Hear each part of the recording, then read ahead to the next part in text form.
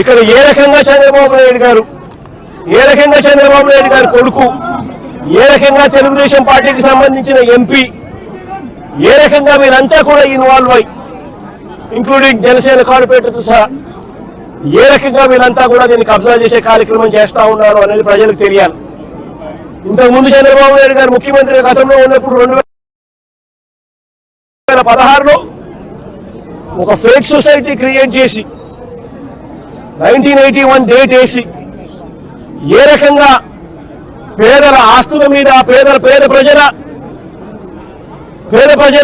ఆస్తుల మీద ఏ రకంగా కన్నేశారు అన్నది కూడా ఇవన్నీ బయటికి రావాలి.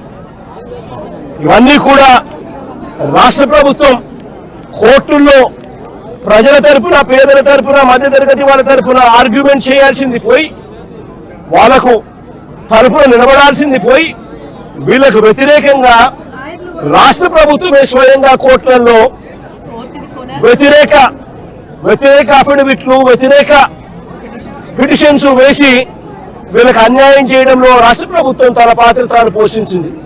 వీటి అన్నిటి మీద కూడా ఎంక్వైరీ జరగాలి. జరిగి దోషులను, అది చంద్రబాబు నాయుడు కావచ్చు, లోకేష్ కావచ్చు, తెలుగుదేశం పార్టీ విజయవాడ ఎంపీ కావచ్చు, ఇక్కడ తెలుగుదేశం పార్టీ ఇక్కడ జనసేన కార్పొరేటర్ కావచ్చు, వీళ్ళందరి పాత్ర మీద కూడా ఎంక్వైరీ జరగాలి. జరిగి నిజాలన్నీ కూడా బయటికి తీసుకొని రావాలి. వీళ్ళందరూ కూడా ఎవరైతే నష్టపోయినారో, 25 ఏళ్ళ నుంచి ఇక్కడే ఉంటున్నారు, ఒక్కొక్కరికి లోన్లు ఉన్నాయి, 20 లక్షలు 25 లక్షల రూపాయలు బ్యాంకులో రుణాలున్నాయి. వీళ్ళని తీసుకొని పోయి ఇప్పుడు నడు రోడ్డు మీద పెట్టారు. వీళ్ళు బతికేది ఎలా? వీళ్ళ లోన్లు ఎలా తీరుస్తారు?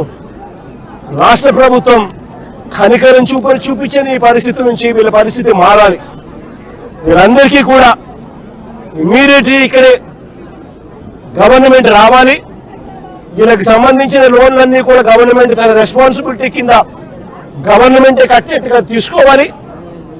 నష్టపోయిన వీళ్ళందరికీ కూడా ఇక్కడే స్థలాలు ఇస్తారా, లేకపోతే ఇలాంటి స్థలమే ఇంకో చోట ఇచ్చి ఇంకో ఇల్లు కట్టించి వీళ్ళకి న్యాయం చేస్తారా అన్నది గవర్నమెంట్ డిసైడ్ చేసుకోవాలి.